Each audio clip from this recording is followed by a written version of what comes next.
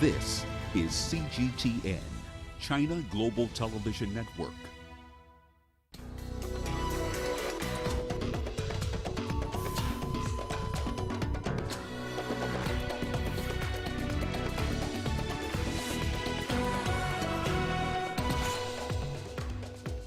Suicide bomb attack leaves at least 15 people dead in Somalia's capital, Mogadishu.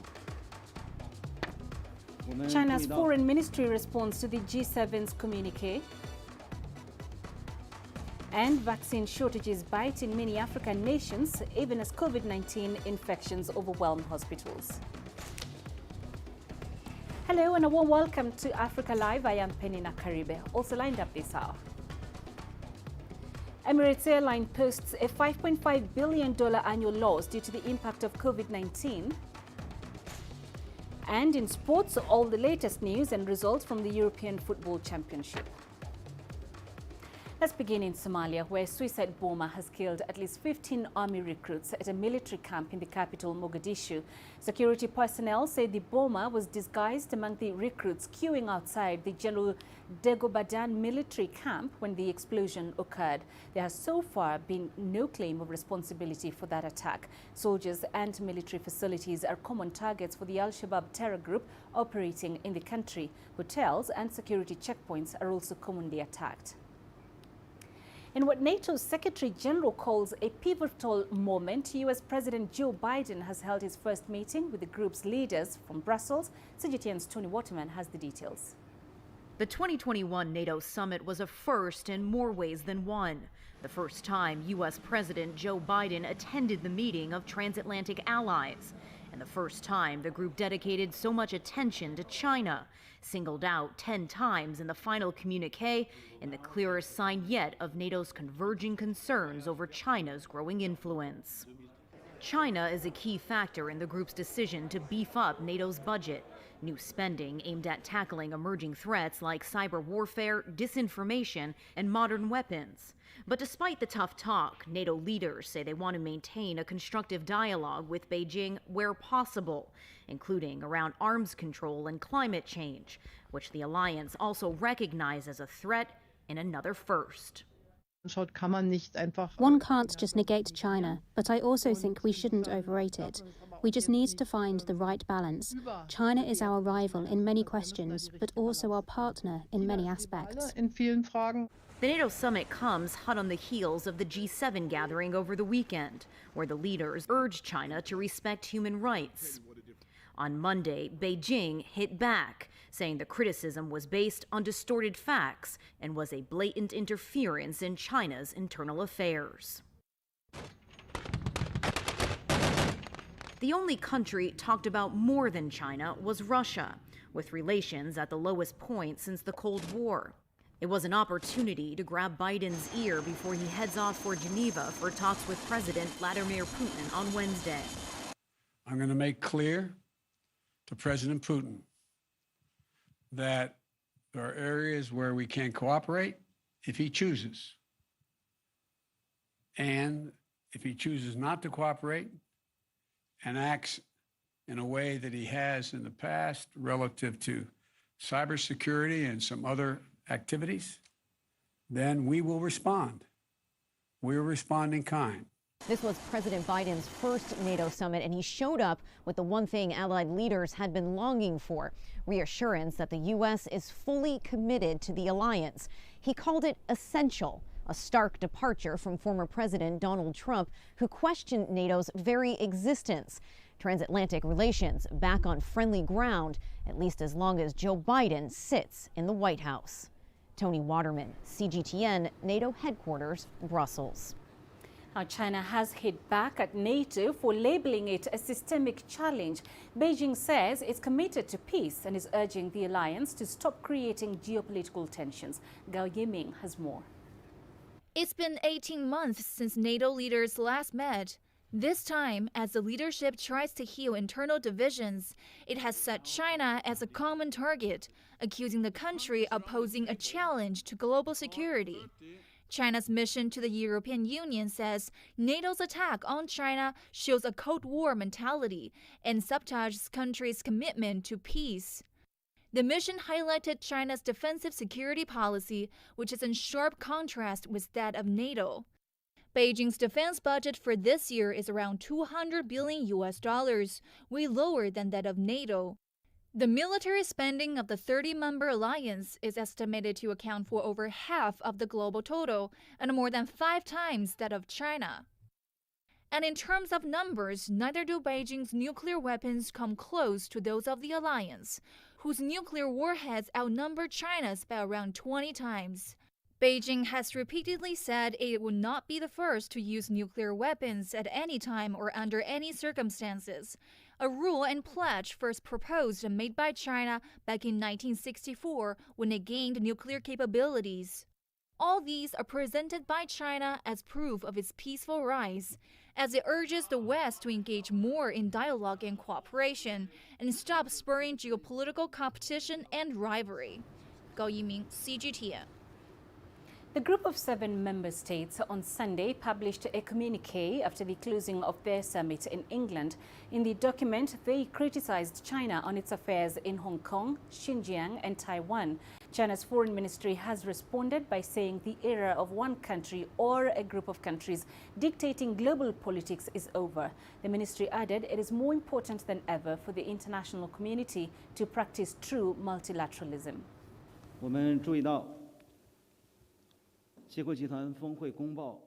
We've noticed the G7 summit communique has mentioned a number of China-related issues, included those relating to Hong Kong, Xinjiang and Taiwan.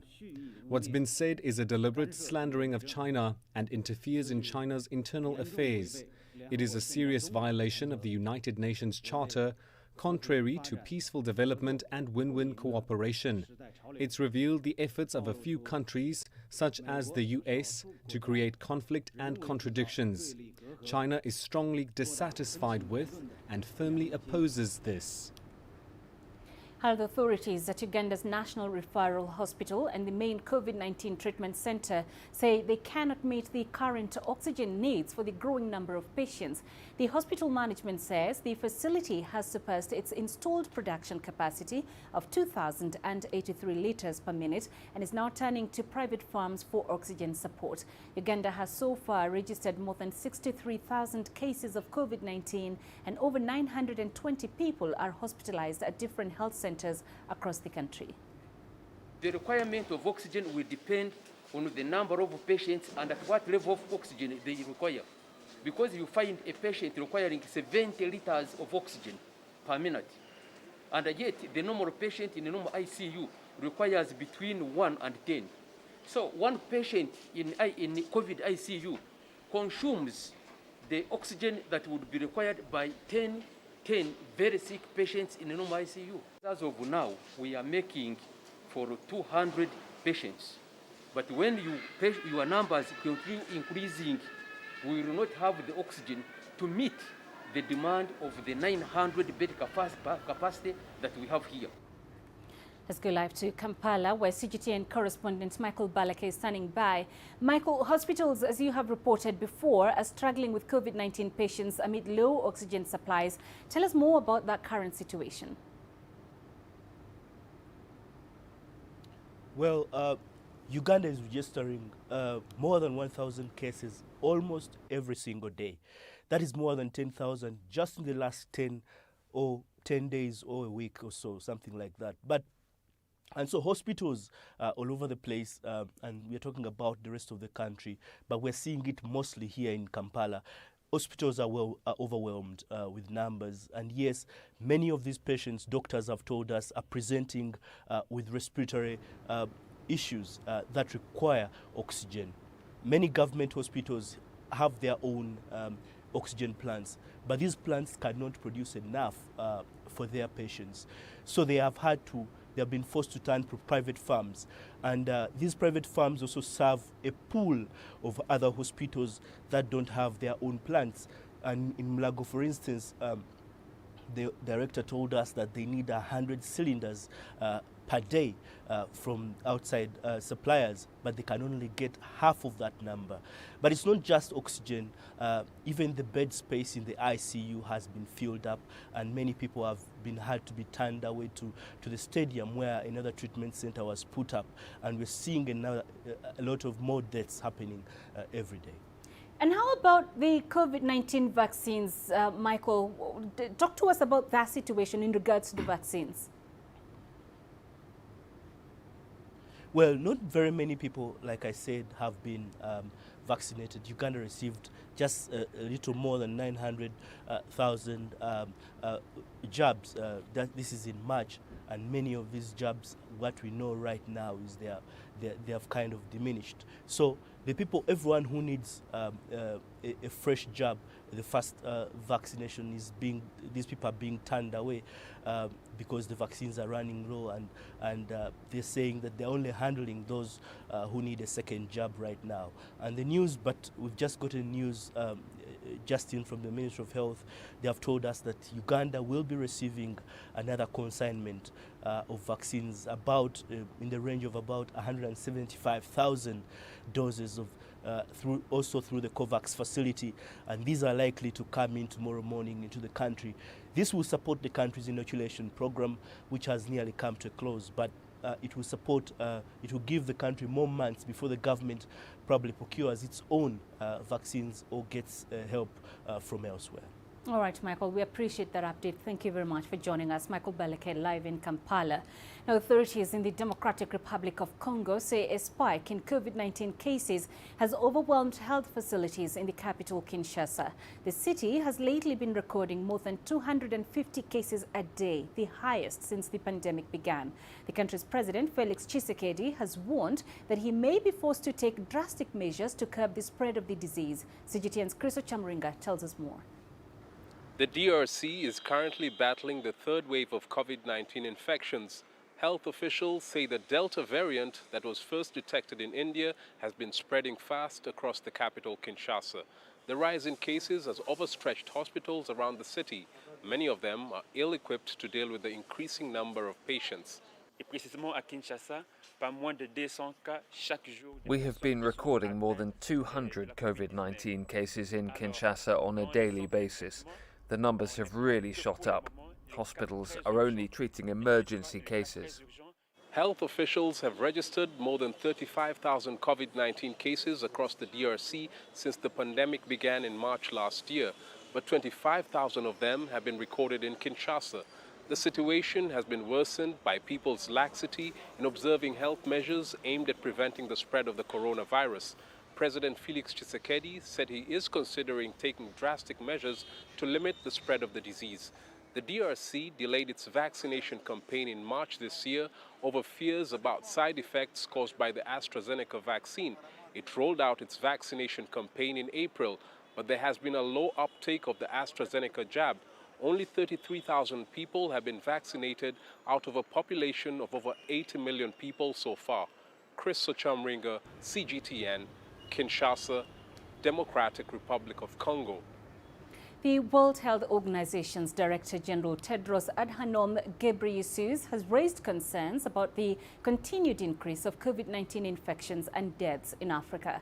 This comes amid a decline in global cases for the 7th week in a row. Despite this, evidence suggests the new variants have substantially increased transmission around the world, with the virus moving faster than the overall distribution of vaccines.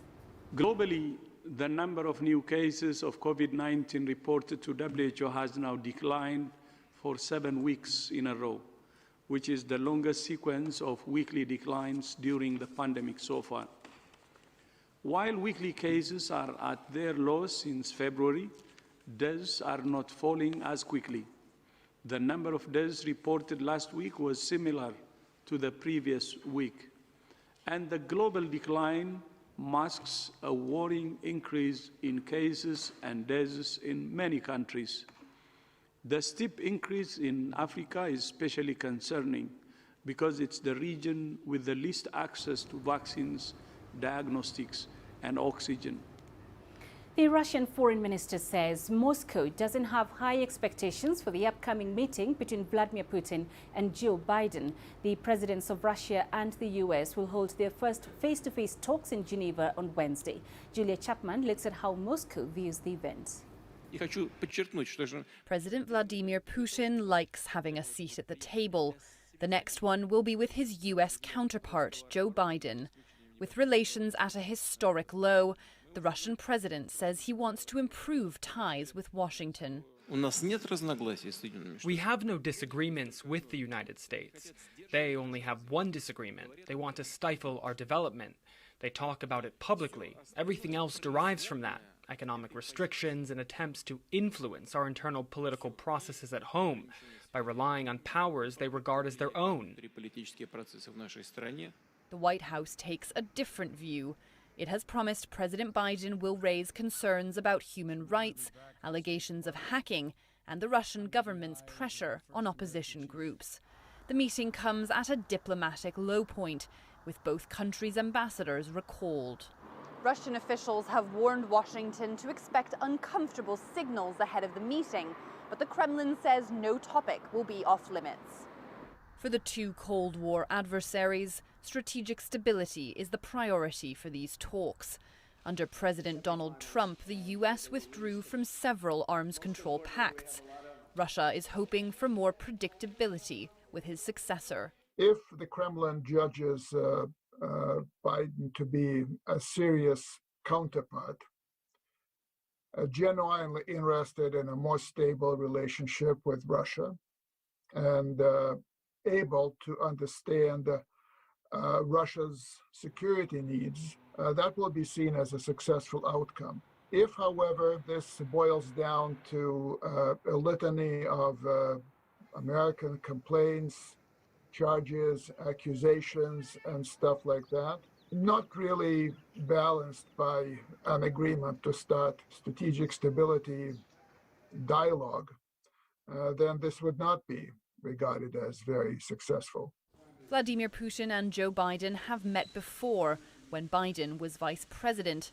This time, nobody has illusions of a Russia-US reset. Nevertheless, the first talks between these two presidents will reopen dialogue between the world's biggest nuclear powers. Julia Chapman, CGTN, Moscow. Let's remind you of our top story this hour. A suicide bomber has killed at least 15 army recruits at a military camp in the Somali capital, Mogadishu.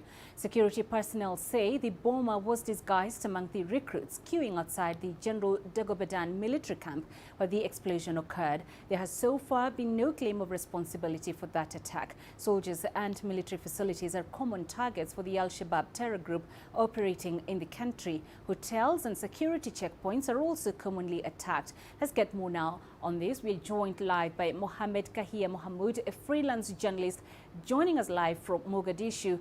Mohammed, what more can you tell us about that blast that took place this morning? Well, thank you. The military, Somalia's military chief has just confirmed that 10 recruits were killed and more than 20 were injured when a suicide bomber disguised himself as one of the recruits exploded or is detonated himself in outside a military camp in Mogadishu today in the morning. And as he said, 10 were killed and 20 were wounded. He told that to the national television, Somalia's national television. And as you said, no group has claimed responsibility for this attack, but all hallmarks of all fingers point to the armed group Al-Shabaab, which has been carrying out such a kind of attacks against the government targets, especially the security agencies in the country, particularly here in the capital, Mogadishu, where such kind of attack, a suicide attack, targeted the same area this year and also last year. And how have authorities reacted to this attack? Well, so far, no condemnation from the highest office in the country, especially the presidency and the prime minister's office.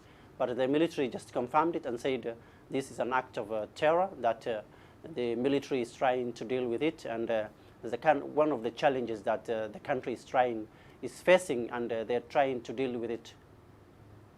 All right, thank you very much, Mohammed, for that. We've been speaking to Mohammed Kahie Mohamud, a freelance journalist in Somalia. This is Africa Live. Let's take a quick break. Straight ahead. The UN says hundreds of thousands displaced by the eruption of Mount Nyiragongo in the DRC are in urgent need of assistance.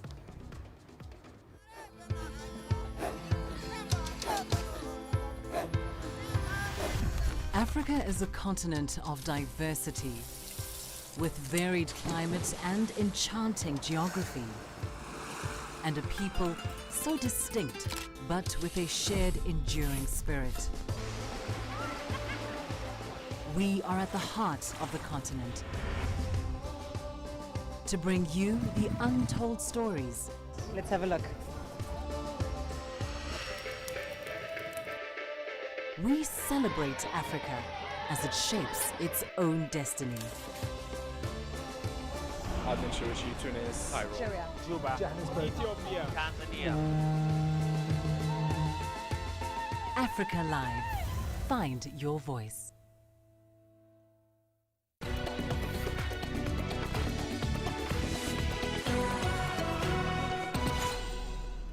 Let's go to the Democratic Republic of Congo, and hundreds of thousands displaced by the eruption of Mount Nyiragongo are in urgent need of assistance. According to the UN Refugee Agency, many are seeking shelter in towns and villages where living conditions are dire. This is particularly true for women, children and the elderly, and also people with disabilities. The DRC government is encouraging people to return to their homes as the lava begins to cool. Many, though, say they have lost all their property and need help to rebuild their lives. The UNHCR and other partners are working closely with authorities to provide shelter, water and food. Much more funding is, however, needed urgently. Nyiragongo erupted on May 22nd and forced residents from the nearby city of Goma to flee. The roads were full of people fleeing. We would walk for about 1 kilometer and then we would get tired and stop. I was a tenant. I don't know if my landlord will rent my house to someone else. I don't have my own home. We saw a rain of fire and rocks. We have nowhere to sleep. We are suffering. We are sleeping outside. We are scared that the cold at night will make us sick. Our homes, clothes, blankets, beds were destroyed. We had chicken and goats. We have nothing. The World Health Organization recently endorsed CoronaVac, a Chinese COVID-19 vaccine for emergency use. This is the second Chinese vaccine to receive the green light from the WHO after the Sinopharm jab. For many middle to low-income countries like Nigeria, that decision is expected to increase vaccine supply. CGTN's Kelechi Emekala brings us more details. Nigeria, like many other African countries, urgently needs to plug its vaccine supplies gap. The UN-backed COVAX initiative, which aims to ensure access to vaccines for poorer nations, has been struggling to meet the increasing demand for the jabs. But the WHO's approval of China's CoronaVac vaccine opens the door for it to be used in the COVAX program. Experts have lauded China's effort to supply vaccines to many countries in need. Any vaccine that has been done must go through proper double-blind study and randomization of the trial, making sure there is peer-reviewed. For WHO to approve that, that means that has happened. China has offered 10 million doses of COVID-19 vaccines to the COVAX scheme. Although CoronaVac is being used in several countries like the Philippines, Brazil, Turkey and Chile, Nigeria is yet to receive any of the Chinese vaccines. The one I'm aware of is AstraZeneca vaccine from India. My expectation, since it's been peer-reviewed and then signed off by WHO, I will expect that Nigeria should be able to get some of those vaccines into their country to be able to accelerate the vaccination of our people. Nigeria received about 3.94 million doses of the Oxford AstraZeneca vaccine under the COVAX initiative. just enough to vaccinate 1.97 million people, less than 1% of the nation's 200 million strong population. CoronaVac doesn't need to be frozen, but needs to be refrigerated at between 2 and 8 degrees Celsius. This makes it suitable for developing countries facing storage infrastructure challenges. Kelechi Emekalam, CGTN Abuja, Nigeria. Since the start of the COVID-19 pandemic, Uganda has been experiencing blood shortages. Health authorities say blood supply has been hampered by lockdown restrictions. And as the country celebrates World Blood Donor Day, health agencies have called for increased awareness campaigns to sensitize the public on the importance of donating blood. CGTN's Michael Baleke has that report. Give blood and keep the world beating is the theme of this year's World Blood Donor Day. And King Karisa is keeping that promise to support expectant mothers. As people go to give birth, they need blood. And this blood can only be manufactured by human beings. There are no machines that manufacture blood.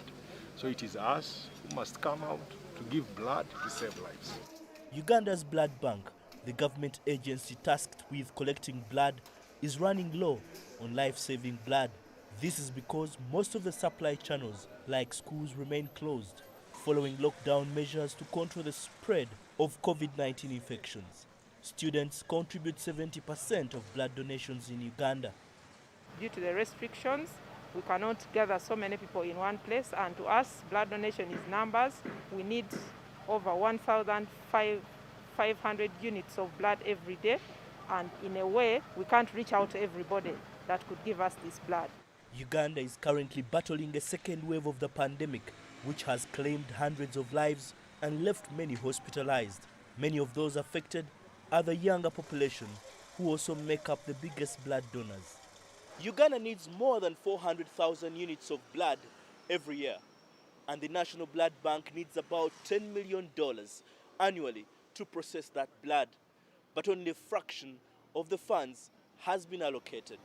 Uganda is prioritizing its health expenditure on controlling the COVID-19 pandemic. But some donors argue that health authorities have not done enough to raise awareness about the culture of donating blood. Keep it as a culture that at least 2 or 3 times in a year we begin to give blood, because blood has a short shelf life of about 35 days in the blood bank. But after that, we need to give blood. So it's not enough just to give once in 2 years and think that we're moving well. The Health Ministry says it has created a digital system to track the blood donor community across the country to ensure a steady supply of blood. Michael Baleke, CGTN, Kampala, Uganda. Nigeria's military has remained silent on recent reports of Boko Haram leader Abubakar Shekau's death. A rival terror outfit by the name of Islamic State West African Province had announced that Shekau blew himself up to avoid surrendering to its fighters. But the military has not issued an update or confirmation of those reports since it launched an investigation to verify Shekau's death. CGTN's Kelechi Emekalam reports from Abuja. Reports of the Boko Haram commander's death continue to feature in the local media. The latest claim about Shekau's death came from a rival terror group, ISWAP, via an audio recording. The group said Abubakar Shekau blew himself up after a battle with ISWAP fighters. It's not the first time Shekau has been reported dead. There have been many similar claims about his death, only for him to resurface. And this time round, Nigeria's military is not in a hurry to comment on Shekau's reported death. It has insisted it's investigating those claims. There were allegations that he had been killed a number of times. I think this recent one should be about the 5th time he will be killed. One says a lot of caution in confirming that story, because nobody has seen the body, and coupled with the kind of embarrassments we have had in the previous occasions when he was allegedly killed. I think we'll have to be very cautious in claiming or accepting that he's been killed. But the military has obviously not been able to confirm that. Abubakar Shekau took over the leadership of Boko Haram in 2009 after the group's former leader, Mohammed Yusuf, was killed. Shekau, who vowed to avenge his leader's death, has unleashed terror on Nigeria and bordering countries, including Chad, Niger, and Cameroon. Coordinated terror attacks have left more than 30,000 people dead and nearly 3 million displaced from their homes. Security analysts say Shekau's death does not mean the threat posed by terror groups in Nigeria has diminished. When it comes to issues of terrorism and insurgency, there is never a vacuum. So when a leader dies, a new leader immediately emerges. When ISIS steps in, steps in through ISWAP and all that, either they try to bring in the other elements of Boko Haram, to join them, join forces with them, to carry out their nefarious activities, or most of the Boko Haram elements remaining will try to escape from that region. We have to prepare for a bigger battle because I think they are coming not just as terrorists, but as insurgents. That means that is they want to hold ground. Shekau gained notoriety for his violent actions, from overrunning towns to abducting school children, violent attacks that have killed tens of thousands and displaced millions from their homes. Kelechi Emekalam, CGTN Abuja, Nigeria. You're watching Africa Live. Coming up in business news. Emirates Airline posts a $5.5 billion annual loss due to the COVID-19 impact. And South African Airways is on track to get a $257 million injection over the next 3 years. There's more to this place than just glorious landscapes. There's more to it than just, say, Table Mountain or glorious, endless salt flats. There's more to it than countries that are home to some of the deepest mines in the world. There is so much more to this place, even if it is home to some of the finest diamonds on the planet. It is the sheer diversity of the people who call Southern Africa home and the relentless drive to make it a better place that make it so special. And we know that because this too is home.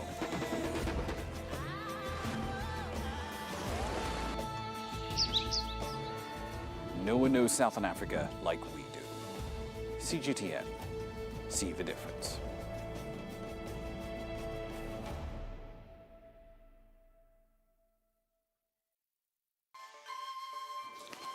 You don't find the stories of North Africa by sitting on the sidelines.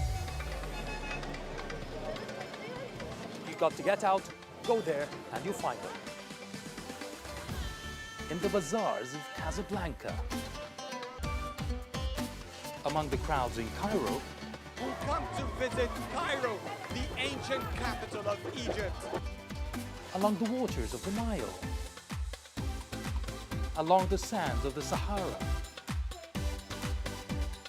No one else will take you where we can in North Africa.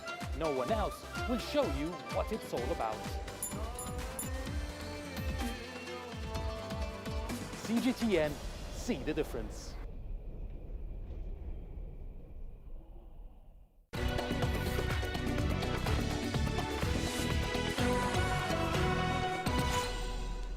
Emirates has posted an annual loss of $5.5 billion, its first in more than 30 years. Restrictions brought on by the coronavirus pandemic have led to a 66% revenue plunge, while passenger traffic fell 88.3%.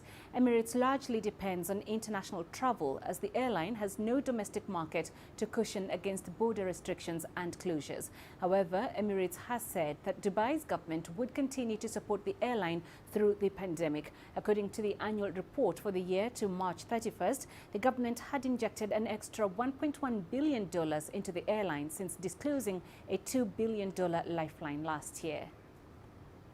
Still on aviation matters, the former South African Airways CEO Vuyani Jarana has welcomed the new deal to save SAA. He says selling a 51% stake in the nation's grounded carrier to the Takatsu consortium will give the airline the opportunity to operate as a functional business. The deal comes about 6 weeks after the airline emerged from lengthy bankruptcy proceedings, having reduced its workforce by almost 80%. Angela Kupler has the details. The consortium plans to invest $257 million in the venture over the next 3 years. The partners suggest that there is a potential future listing of SAA on the cards. That at a partner level, you now have private sector influence. So the viability of routes, the return on investments, all those are the type of things and the criteria on which the new SAA will be built. Some analysts have concerns about the proposed deal and what's needed to sustain the airline through its startup phase. Total buy-in for Harris is the 3 billion rand that they have said that they will put in as operating capital. This must be seen as an additional amount to the remains of the 2 billion that had been made available by the supposed business rescue plan, or the budget allocation of 10.5 towards that. However, a fair amount of that has already been depleted. But whether that's sufficient to relaunch the airline, I have my gravest doubts. Whether the airline succeeds or not will depend on its focus, scale and spending the $357 million it has carefully. It will struggle, say analysts, if it tries to launch into several business segments at the same time. And on that basis, it should be able to scale up, but on a very conservative level. Because you have to expect that there will be startup losses, and it will take quite a lot of time to actually get the reliability and trustworthiness of Mango and SAA brands back into the market. The proposed airline has another challenge that it has to overcome, especially on its long-haul routes, its old fleet of aircraft. And then there's the competition. It's lost a lot of its route network already to competitors, whether they be international competitors having moved in. Qatar in particular has done a lot of eating of South African routes. Regionally, it was probably hoping it could step into the gap left by SA Express. But Airlink and Semair have done that very effectively. Should the deal go through, it's good news for staff in terms of job security. It's good news for loyal supporters of the airline, and also good news for taxpayers because they won't have to keep guaranteeing and bailing out the airline. I'm Angelo Coppola for CGTN in Johannesburg, South Africa. Scores of small and medium-sized businesses across Nigeria, Africa's most populous nation and largest economy, are reeling from the indefinite suspension of social media giant Twitter. CGTN's Alexandra Majala looks at the ban's effects on entrepreneurs. Lagos-based entrepreneur Ogechi Egemonu was selling more than $1,200 worth of watches, shoes and handbags on Twitter per week. Now, with the site suspended by the Nigerian government, Egemonu does not know how she will cope. Since the ban, I have not been able to post to my customers.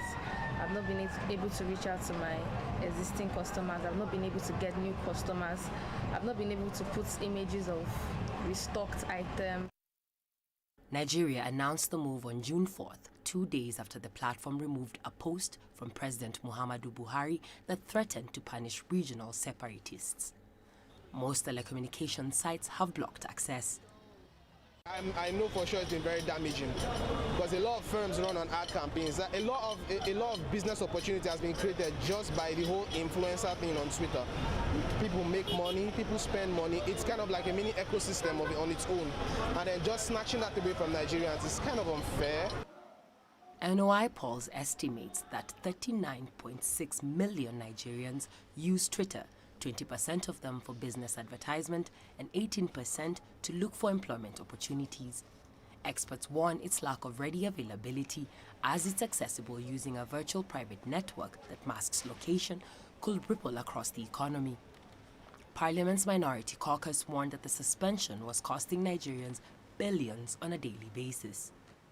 We're looking at potential loss in their revenue, looking at potential loss, and then the ripple effect would be on output growth, because if manufacturing sector is affected, if businesses are affected, if trade sector is affected, we're looking at potential, decline in economic growth and then economic development. Why? Because the standard of living will be a lot worse compared to the cost of living.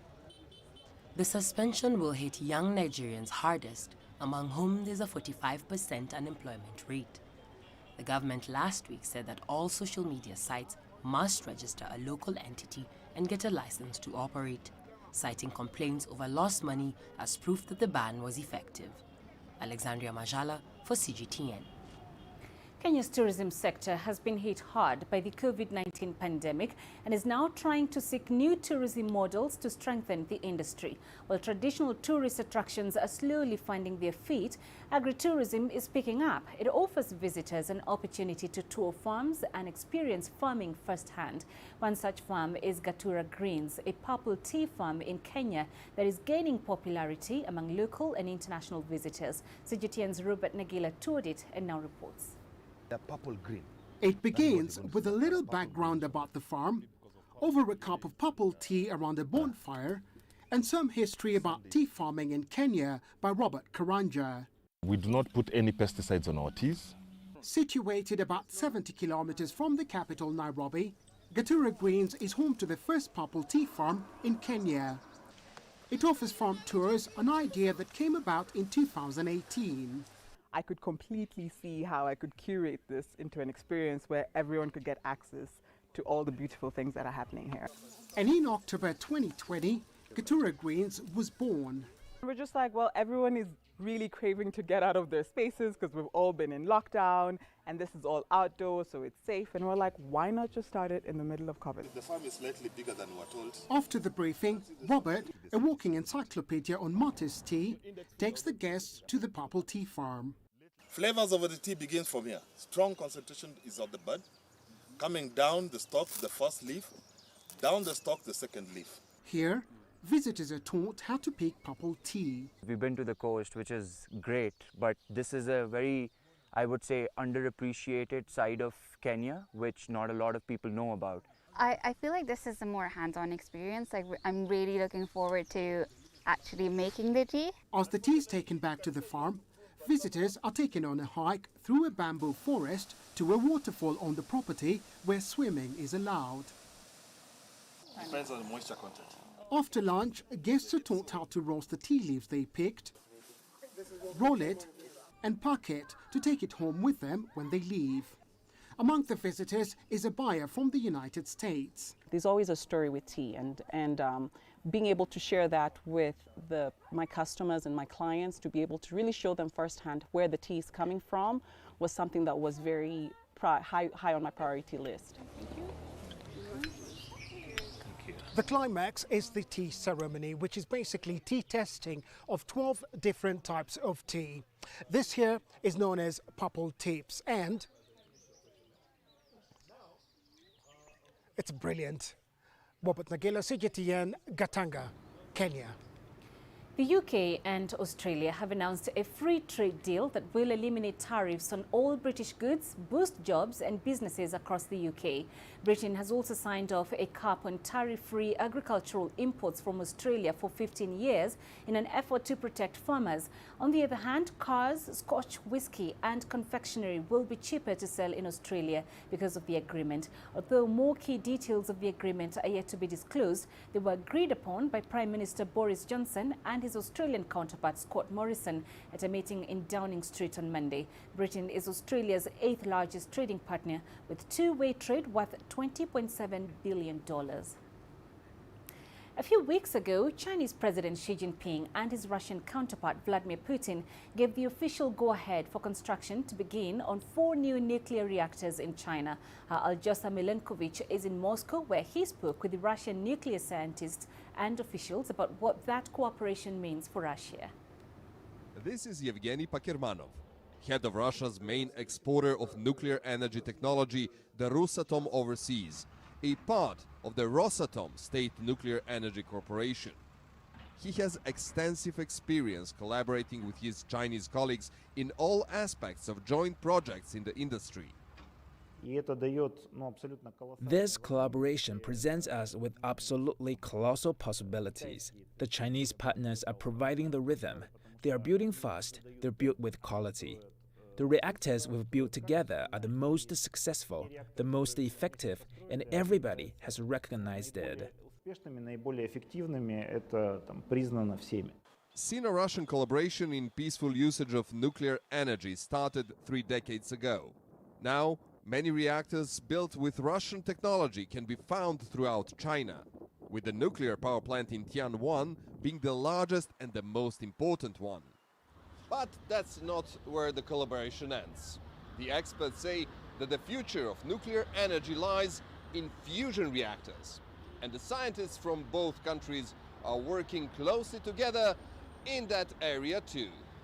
The ITER fusion reactor is a project in which both sides are cooperating with the scientists from many other countries. The multi-billion-dollar project will be the testing ground for many future nuclear technologies, which participating countries could use for their own individual projects. Among those are the Russia's latest nuclear fusion testbed, the tokamak T-15MD in Moscow, and the Chinese tokamak device named East in Hefei. We have very good cooperation with Hefei, with Chengdu team of fusion scientists, and a number of our Russian equipment now in operation on Chinese best experiments. One of those groundbreaking experiments took place on May 28th at the aforementioned East, located in Hefei.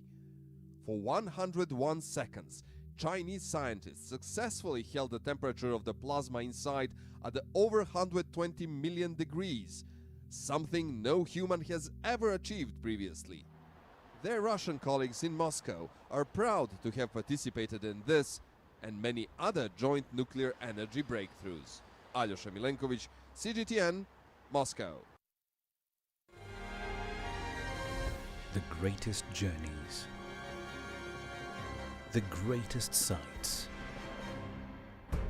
the greatest adventures. Here in Peninah, this weir allows the locals to walk on water.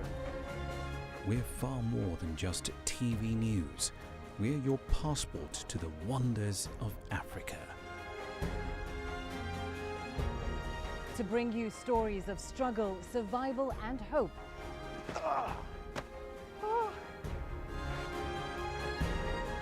So let's explore.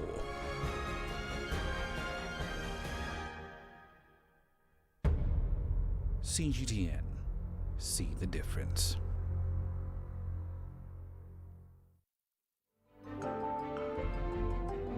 Africa Live. Find your voice.